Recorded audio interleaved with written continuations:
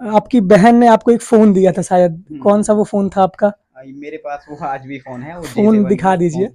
पवन कुमार राणा जो कि ये मेरा इलाहाबाद फ़ोन था। विश्वविद्यालय में पढ़े हैं। एकदम सारी यादें हैं क्योंकि इसी फ़ोन से मैं जब अपनी यूट्यूब्स के जो टॉप टॉपिक्स है वहाँ से यूट्यूब से करता था और गूगल से और टेलीग्राम से हेल्प लेता था। अच्छा कभी कोई मेरा पहला रिएक्शन था कि मैं जैसे एकदम शून्यता का मेरे अंदर भाव था, मुझे बस ये था कि हो गया है। पहले सीसैट के लिए जो यूपीएससी के बच्चे हैं वो कहाँ से चीज़ों को कैसे मैनेज करें? सीसेट के लिए एक तो जो कोचिंग कर रहे हैं उनकी तो कोचिंग से हेल्प हो जाएगी, जो कोचिंग नहीं कर रहे हैं उनके लिए है कि जो कंप्रहेंशन वाला जो पोर्शन है, अगर आप कौन कहता है कि आसमां में सुराग नहीं होते, जरा एक पत्थर तबीयत से तो उछालो यारो। हमारे साथ यूपीएससी सीएससी के 2023 के 239वीं रैंक के जो टॉपर हैं पवन कुमार राणा हमारे साथ जुड़े हुए हैं, हमारे इलाहाबाद विश्वविद्यालय के ही साथी हैं। और जितना फेमस पवन हो चुके हैं इतने कम दिनों में, उतना शायद ही कोई आईएएस अधिकारी बनने के बाद रैंक 1 का भी अधिकारी उतना फेमस नहीं हुआ। पवन कैसा लग रहा है, इतना बड़ा सपना लेकर आप इलाहाबाद आए थे, उसके बाद फिर जब आपका फाइनल रिजल्ट पे नाम आया, आपका पहला रिएक्शन कैसा था? मेरा पहला रिएक्शन था कि मैं जैसे एकदम शून्यता का मेरे अंदर भाव था, मुझे बस ये था कि हो गया है, लेकिन वो जो फ़ील होता है कि हो गया है, वो वाला फ़ील नहीं आ रहा था। सारे दोस्त मेरे साथ खुशी मना रहे थे, सेलिब्रेट कर रहे थे, पर मैं काफ़ी टाइम तक ये रियलाइज़ नहीं कर पा रहा था कि मेरा ही हुआ है। अच्छा ये मेरी मतलब ये पहली भरोसा रिएक्शन नहीं था कि हो गया है। मतलब जैसे दिमाग में था कि हो गया है, लेकिन उसको मैं इंटरनलाइज़ नहीं कर पा रहा था कि मेरा ही हुआ है। अच्छा, जैसे कि बहुत सारे मीडिया कर्मी आपके घर गए और वो जो सामने जो छप्पर था रखा, पल्ली जो रखी थी, वो आपकी स्थिति को बयाँ करती थी कि आपके परिवार ने कितना संघर्ष झेला है। आपके पिताजी, माताजी, आपकी बहनें, बहन आपकी जो एक फ़ोन आपको दी है शायद वो बहुत ज़्यादा आपके लिए एक मोटिवेशन का काम किया है। तो परिवार के लिए आपके लिए क्या कहना है कि सफलता की जर्नी में आपके साथ सबसे ज़्यादा कौन था? जी। मेरी इस जर्नी में जो मेरी सफलता का श्रेय है या जिन्होंने वास्तव में मेरे साथ मेहनत की है, उसमें मैं अपने माता-पिता, मेरी बहनें जो तीनों बहनें हैं, इसके अलावा मेरे मामा जी और मेरी मौसी जी।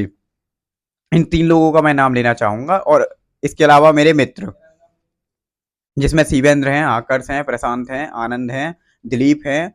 इन सब लोगों ने बहुत बड़ा रोल प्ले किया है। ये इन सब के नोट्स में जब मुझे दिक्कत होती थी, तो इनके नोट्स मैं देखता था और उन नोट्स से मैं अपनी प्रिपेयर करता था। अच्छा ये सारी चीज़ें आपकी लाइफ में रही। अच्छा जैसा कि ये रहता है कि इलाहाबाद विश्वविद्यालय अच्छा आईएएस बनने का आपका कब से ख्वाब था? मतलब यूनिवर्सिटी का भी क्या रोल था आपके इस लाइफ में? इलाहाबाद यूनिवर्सिटी से आप जुड़े हैं, यहाँ से आपने बीए किया और एसएसएल छात्रावास में भी आप रहे, छात्रावास का भी बहुत बड़ा रोल रहा। तो मतलब आईएएस बनने का जो अंदर से मोटिवेशन था वो कहाँ से आया? ऐसा था कि जब मैं मेरी स्कूलिंग हो रही थी, मैं क्लास 6-7 में था, तो मेरे स्कूल के जो प्रिंसिपल थे, वो हमेशा मेरे से बोलते थे कि तुम्हारे अंदर बहुत पोटेंशियल है और अगर तुम मेहनत करोगे, तो एक ना एक दिन तुम आईएएस या आईपीएस बन सकते हो। तो वो मेरा इनिशियल इनिशियल इन्फ्लुएंस था, जहाँ से मैंने आईएएस, आईपीएस के बारे में सोचना स्टार्ट किया था। लेकिन उस टाइम मुझे समझ नहीं थी कि आईएएस, आईपीएस वास्तव में होता क्या है। इसके बाद जब मैं नवोदय विद्यालय में गया 9th से 12th के बीच में, वहाँ मैंने जाना कि आईएएस या यूपीएससी चीज़ क्या है। उसके बाद में फिर मैंने ह्यूमैनिटीज़ परस्यू की 12th के बाद ग्रेजुएशन में। तो इलाहाबाद विश्वविद्यालय आया, यहाँ का जो कल्चर था, यहाँ का जो इकोसिस्टम था, वो सिविल सर्विसेज के लिए एकदम माकूल है। यहाँ विद्यार्थी कोचिंग करते हैं, आपस में डिस्कशन, डिबेट करते हैं, जो एक छात्रावास का कल्चर है, उसने एक बहुत बड़ा रोल प्ले किया मेरी इस जर्नी में। अच्छा जैसे शुरुआत कहाँ से आपने की? आपने बोला था कोविड में आपने शुरुआत की थी, तो एक जैसे कि जो भी छात्र अभी बैचलर कर रहे हैं, जो अभी तैयारी की शुरुआत कर रहे हैं या जो तैयारी कर रहे हैं, वो अपनी तैयारी की शुरुआत कहाँ से करें? क्या-क्या स्ट्रैटेजी वो फ़ॉलो करें? कौन-कौन सी स्टैंडर्ड बुक वो फ़ॉलो करें? मेरे केस में ऐसे था कि जब मेरा ग्रेजुएशन सेकंड ईयर था, तो मैंने उसके बाद में थोड़ी-सी जो अपनी यूपीएससी की प्रिपरेशन थी, उसको स्टार्ट कर दिया था। मैंने ज्योग्राफी ऑप्शनल की कोचिंग की थी इलाहाबाद में ही ग्रेजुएशन सेकंड ईयर में। कोचिंग कहाँ से की थी आपने? ये मैंने ध्येय आईए से की थी, इलाहाबाद में ही हुँ, हुँ, संस्थान हुँ। है। उसके बाद में फिर जो 2021 वाला जो अटेम्प्ट था, क्योंकि 2020 में मेरी ग्रेजुएशन कंप्लीट हुई थी, तो 2021 में मेरी एज 21 हुई थी, हुँ, वहाँ हुँ। मैंने पहला अपना अटेम्प्ट दिया था, जो मैंने घर पे रह के दिया हुँ, था। हुँ। और इसके लिए मैं जो मेरी स्टैंडर्ड बुक्स थी, वो प्रीलिम्स में जैसे 6 सब्जेक्ट हैं जो होते हैं। हिस्ट्री में एंशिएंट हिस्ट्री के लिए आर.एस. शर्मा और मिडिएवल के लिए सतीश चंद्रा है, मॉडर्न के लिए स्पेक्ट्रम, आर्ट एंड कल्चर के लिए 12th की एनसीईआरटी है प्लस नितिन सिंघानिया। मीडियम जो आपका इंग्लिश था ना? इंग्लिश हुँ, मीडियम था हुँ। मेरा।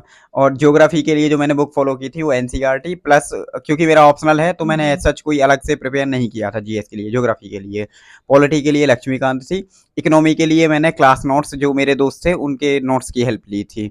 इसके अलावा एनवायरनमेंट के लिए शंकर आईएएस और साइंस टेक के लिए मेरे दोस्त के जो नोट्स थे उनसे हेल्प ली थी। अच्छा, जैसे कि करंट अफेयर्स का बहुत बड़ा रोल होता है और सीसैट, अभी पहले करंट पे आते हैं फिर उसके बाद सीसैट पे आते हैं, तो करंट के लिए आपने कहाँ से मटेरियल फॉलो किया था? करंट अफेयर्स के लिए मेरे केस में ऐसे था कि जब मैं इनिशियली पढ़ता था तो मैं एक कोचिंग संस्थान की जो डेली न्यूज होती है उनको फॉलो करता था इनिशियली, लेकिन किस कोचिंग की आप मतलब हम्म, सजेस्ट कोई करना चाहें? जैसे इनसाइट ऑन इंडिया है, आईएएस बाबा है, प्लस दृष्टि आईएएस है, और ऐसे ही सारी कोचिंग्स हैं, ऑलमोस्ट सारी कोचिंग की डेली जो न्यूज है वो उनकी वेबसाइट पर अपलोड होती हैं। तो इनिशियली मैंने ये फॉलो की, लेकिन एक टाइम के बाद ये इतना हेक्टिक मेरे लिए हो जाता था क्योंकि जीएस ऑप्शनल, सीसेट, न्यूज़पेपर, ये सारी चीज़ें करनी होती थी। तो एक टाइम के बाद में फिर मैं पूरी तरह से कंप्लीटली मैं न्यूज़पेपर पर रिलाई हो गया था। इसके लिए मैंने द हिंदू न्यूज़पेपर को फॉलो किया था रेगुलरली, और मैं उसके शॉर्ट नोट्स बनाता था अपने। अच्छा, द हिंदू को आपने शॉर्ट नोट्स आप बनाए, जी। शॉर्ट नोट्स कैसे बनाए बच्चे? मतलब जैसे अगर कोई टॉपिक है, वो अगर आपका स्टैटिक वाला टॉपिक है, जैसे इन्फ्लेशन से रिलेटेड कोई चीज़ करंट अफेयर्स में आई, या मॉनेटरी पॉलिसी कमेटी जो आरबीआई की है उसने जो रेट्स हैं उनको हाइक किया या कम किया, तो उसका इम्पैक्ट क्या होगा। अब ये जो होंगे वो इकोनॉमी के जो मैंने अपने स्टैंडर्ड बुक से नोट्स प्रिपेयर किए होंगे उसमें भी होगा, लेकिन कोई नई चीज़ आ रही है तो मैं उसमें ऐड ऑन कर सकता हूँ। और एकदम कोई नई चीज़ है करंट अफेयर्स की जो मेरे स्टैटिक नोट्स में नहीं है, तो मैं उसके कि वो है क्या, उसके रीजंस क्या हैं, उसके इम्पैक्ट क्या होंगे, इसको मैं छोटे-छोटे उसमें लिख लूँगा बुलेट पॉइंट्स में। अच्छा, जैसे कि बहुत बच्चे यूपीएससी में सीसैट में मात खाते हैं, तो सीसैट के लिए आपने कोई कोचिंग की थी या आप खुद से पढ़ रहे थे, क्योंकि आप भी बीए के बैकग्राउंड से थे और सीसैट में बहुत बच्चे फेल, सीसैट के लिए जो यूपीएससी के बच्चे हैं वो कहाँ से चीज़ों को कैसे मैनेज करें? सीसेट के लिए एक तो जो कोचिंग कर रहे हैं उनकी तो कोचिंग से हेल्प हो जाएगी, जो कोचिंग नहीं कर रहे हैं उनके लिए है कि जो कंप्रहेंशन वाला जो पोर्शन है, अगर आप हिंदी मीडियम या इंग्लिश मीडियम जिस भी मीडियम से हैं, तो आप बुक रीडिंग की हैबिट डालें, न्यूज़पेपर रीडिंग की हैबिट डालें, और एक टाइम फ्रेम सेट कर लें, इसमें कंप्रहेंशन के क्वेश्चंस को सॉल्व करने की कोशिश करें। मैथ और रीजनिंग वाले पोर्शन के लिए अगर कोचिंग कर रहे हैं तो कोचिंग से हेल्प हो जाएगी, कोचिंग नहीं कर रहे हैं तो अब 2 चीज़ें हैं कि एक तो आपका बैकग्राउंड मैथ वाला है तो आप रेगुलर प्रैक्टिस कीजिए, आपका पहले से टॉपिक प्रिपेयर्ड है। पर अगर मैथ वाला बैकग्राउंड नहीं है तो आप यूट्यूब से भी जो टॉपिक है उनको पढ़ सकते हैं। उसके बाद में जितनी ज़्यादा प्रैक्टिस हो सके प्रैक्टिस करें। एक तय टाइम फ्रेम में आप एक टाइम फ्रेम डिसाइड कर लें कि कितने टाइम में आपको ये करना है, और उसी टाइम फ्रेम में सारी चीज़ों को कंप्लीट करने की कोशिश करें। अच्छा, जैसे कि ये रहा है कि इलाहाबाद यूनिवर्सिटी जो है, जो भी बच्चे हैं यहाँ पे अभी, जो आप इसी विश्वविद्यालय से पढ़े हैं, आईएएस पीसीएस की फैक्ट्री कहा जाता है इलाहाबाद यूनिवर्सिटी, तो यहाँ के बच्चों के लिए आप क्या कहना चाहेंगे कि यूनिवर्सिटी का जो सिलेबस है, आप भी यहीं से पढ़े हैं, तो इलाहाबाद विश्वविद्यालय के बच्चों के लिए आपका क्या मोटिवेशन है? इलाहाबाद विश्वविद्यालय के बच्चों से मेरा एक ही अपील है कि जो आपकी ग्रेजुएशन है, स्पेशली अगर आप ह्यूमैनिटीज़ वाले हैं, बीए वाले हैं, तो अपनी ग्रेजुएशन के जो तीनों वर्ष का सिलेबस है उसको थॉरोली रीड करें। उसके जो चैप्टर्स हैं उनको अच्छे से पढ़ें, बिटवीन द लाइन्स पढ़ने की कोशिश करें। केवल फाइनल एग्जाम में 10 या 15 क्वेश्चन चूज करके उनको ना पढ़ें, डी कुमार वाली चीज़ें ना करें। जो स्टैंडर्ड बुक्स हैं, क्रेडिबल बुक्स हैं, उनको फॉलो करें, अपने नोट्स प्रिपेयर्ड करें, क्योंकि आपका जो ग्रेजुएशन का सिलेबस है वो कहीं ना कहीं काफ़ी हद तक मैच करता है आपके यूपीएससी के सिलेबस से। और दूसरी बात, डिसिप्लिन बहुत ज़रूरी है। अगर क्लासेज आप कर रहे हैं तो क्लासेज को रेगुलरली करें, और अपने ध्यान से मतलब सेल्फ स्टडी पर फोकस करें। अच्छा, जैसे कि कितना घंटे आप अपनी पढ़ाई को देते थे यूपीएससी के, मतलब प्रीलिम्स के समय, मेंस के समय, तो कितना घंटे रेगुलर आप 2-3 साल से लगातार 4-5 साल से लगे हुए हैं, तो एक एस्पिरेंट को कितना घंटे पढ़ना चाहिए? मेरे केस में ऐसे था कि मैं टाइम नहीं देखता था। मेरा ये रहता था कि मैं डेली का टारगेट डिसाइड करता था कि जीएस में इतना कंप्लीट करना है, ऑप्शनल में ये कंप्लीट करना है, एक न्यूज़पेपर पढ़ना है। तो मेरा मैं टारगेट डिसाइड करता था, फिर उस टारगेट को कंप्लीट करने में जितना भी टाइम लग रहा वो उतने टाइम में देता था। इसके लिए अप्रॉक्सली मतलब मेरा ऐसा होता था कि 8 से 10 घंटे लगते थे। कभी-कभी ज़्यादा हो गया तो 12 घंटे मेंस के टाइम पे। ये मेरा टाइम था। अच्छा, लक्ष्मीकांत आपने कितनी बार पढ़ी है? ऐसे में मतलब मुझे याद नहीं है कि कितनी बार पढ़ी है, पर जितनी बार आप जितना ज़्यादा आप रिवीजन करेंगे, जितना मल्टीपल रिवीजन करेंगे, उतने आपके कॉन्सेप्ट क्लियर होंगे। तो मुझे लग रहा है कि मल्टीपल रिवीजन्स करते रहने चाहिए और शॉर्ट नोट्स बनाते रहने चाहिए। अच्छा, कोचिंग आपने, मतलब आपने ऑप्शनल की कोचिंग की थी, कहीं आपने जीएस फाउंडेशन की कोचिंग की थी? नहीं, जीएस फाउंडेशन के लिए मैंने कोई कोचिंग नहीं की थी। जैसा मैंने बताया, मैंने अपने मित्र जो हैं उनकी सहायता ली थी। इसके अलावा यूट्यूब और गूगल से पढ़ाई की थी। अच्छा, मतलब घर परिवार की स्थिति भी उतनी अच्छी नहीं थी, और आपकी बहन ने आपको एक फ़ोन दिया था शायद, कौन सा वो फ़ोन था आपका? मेरे पास वो आज भी फ़ोन है, वो फ़ोन J7 दिखा का फ़ोन दीजिए। है। पवन कुमार राणा, जो कि ये मेरा इलाहाबाद फ़ोन था। विश्वविद्यालय में पढ़े हैं, और इसके बाद इनकी बहन ने मजदूरी करके शायद इस फ़ोन को उन्होंने लिया था। मेरे इसकी माता कहानी पिता बताइए मेरे इस माता फ़ोन पिता की। और मेरी जो बहन है वो टीचिंग करती हैं, तो उन सारे लोगों ने पैसे मैनेज किए थे और तब ये फ़ोन लिया था। मतलब ये फ़ोन देखिए अभी तक आईएएस बनने के बाद भी ये फ़ोन है और ये सबसे बड़ा मोटिवेशन रहा है। ये फ़ोन से भी आपकी बहुत सारी यादें जुड़ी होंगी। जी, एकदम सारी यादें हैं क्योंकि इसी फ़ोन से मैं जब अपनी यूट्यूब्स के जो टॉप टॉपिक्स है वहाँ से यूट्यूब से करता था और गूगल से और टेलीग्राम से हेल्प लेता था। अच्छा, कभी कोचिंग करने का पूरा मतलब प्लान नहीं आया क्या? पापा आपके बता रहे थे कि वो अपने बच्चे को पढ़ाने के लिए सारी चीज़ें छोड़ दिए थे। सब कुछ आप जितना भी पैसा आता था घर में, मनरेगा का भी काम करते थे, मज़दूरी भी करते थे। आस-पास के जो घर जिसके पास खेत-वेत रहता था। तो मतलब आपका सपना क्या है अपने परिवार के लिए, अपने पापा-मम्मी के लिए कुछ करने के लिए? सपना मेरा यही है कि जैसे अभी मैं कैपेबल हो गया हूँ, 2-3 महीने में मेरी सैलरी भी आने लगेगी। तो पहली चीज़ तो यही है कि जो घर की कंडीशन है उसको इम्प्रूव करना है। माता-पिता के लिए जो चीज़ें मैं कर कर पाऊँगा वो चीज़ें करूँगा। इसके अलावा अपनी बहनों के लिए अच्छी मतलब उनकी शादी की ज़िम्मेदारी मेरे ऊपर है। ये सारी चीज़ें करूँगा। इसके अलावा जो ये तो मेरी मतलब प्राइवेट चीज़ें थी जो मैं अपने लिए करना चाह रहा हूँ। फिर कुछ चीज़ें हैं जो मैं पब्लिकली मतलब करना चाहता हूँ, सोसाइटी के लिए करना चाहता हूँ। वो है कि मैं पूरी ईमानदारी और कर्मठता से मैं अपने काम को करूँ। मैं अपने जॉब से मेरे अंदर ये सैटिस्फैक्शन रहना चाहिए कि मैंने कुछ अच्छा किया है। ये गिल्ट ना हो कि मेरी वज़ह से किसी का गलत हुआ है। तो ये मेरा प्रयास रहेगा। अच्छा, एक सवाल और पवन, जैसे कि बहुत सारे बच्चे बहुत नॉर्मल बैकग्राउंड से आते हैं और उनकी मतलब कहते हैं कि मजबूरी रहती है, पढ़ नहीं पाते हम, हमारे पास संसाधन नहीं है, कोचिंग करने के लिए फ़ीस नहीं है।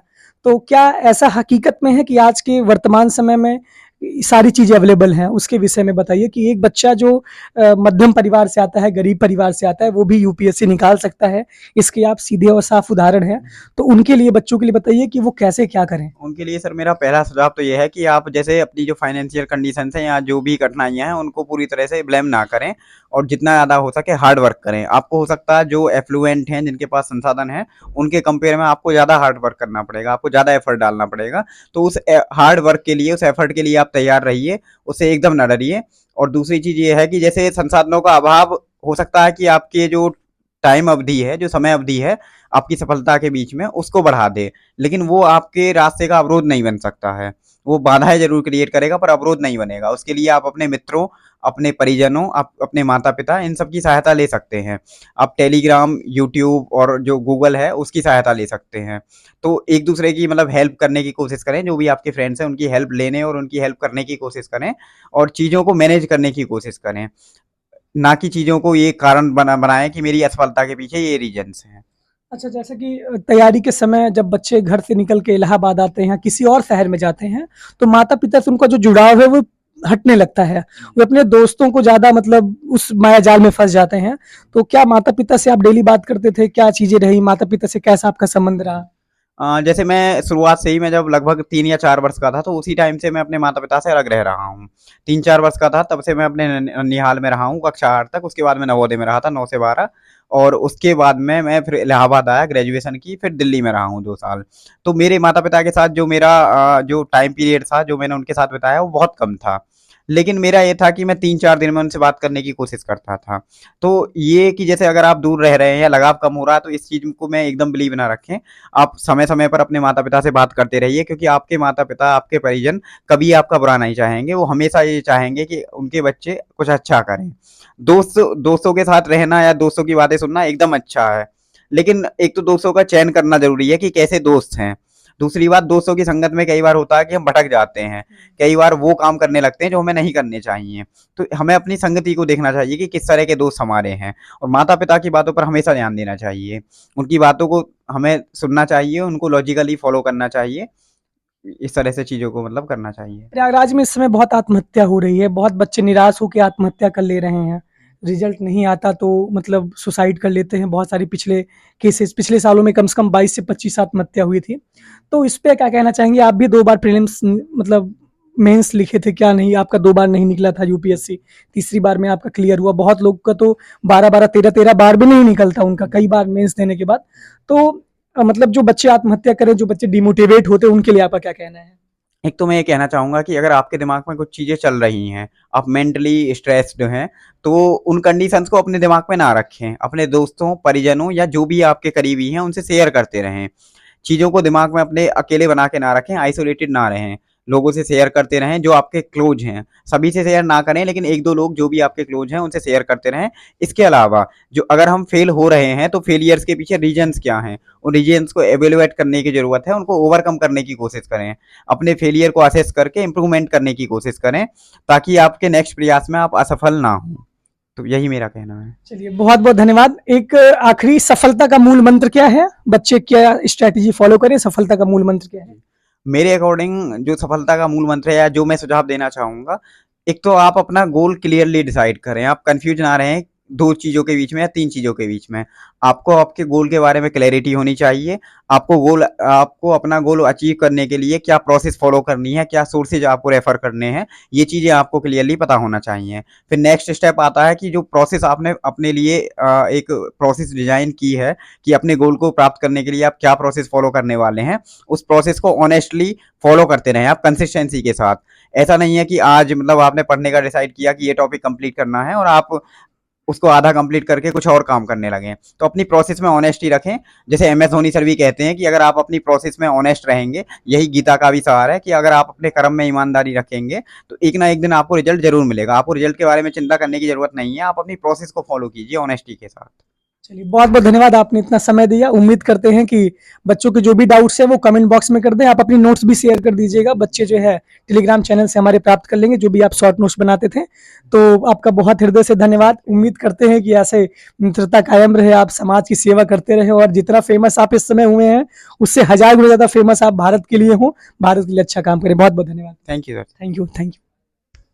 तो पवन के साथ हमारा इंटरव्यू आज से समाप्त हो रहा है। पवन राणा का जो भी, हमारे भाई का जो भी शॉर्ट नोट्स है, जो भी नोट्स है, हम आपको टेलीग्राम चैनल अभिनव द्विवेदी इलाहाबाद यूनिवर्सिटी के इस यूट्यूब पे और इलाहाबाद यूनिवर्सिटी एक्सप्रेस के टेलीग्राम पे, जिसका कमेंट बॉक्स में लिंक पिंड है, उसमें इनकी शॉर्ट नोट्स, इनकी स्ट्रैटेजी हम आपसे शेयर करेंगे। बहुत बहुत धन्यवाद, बहुत बहुत आभार। मिलते हैं अगले वीडियो के साथ।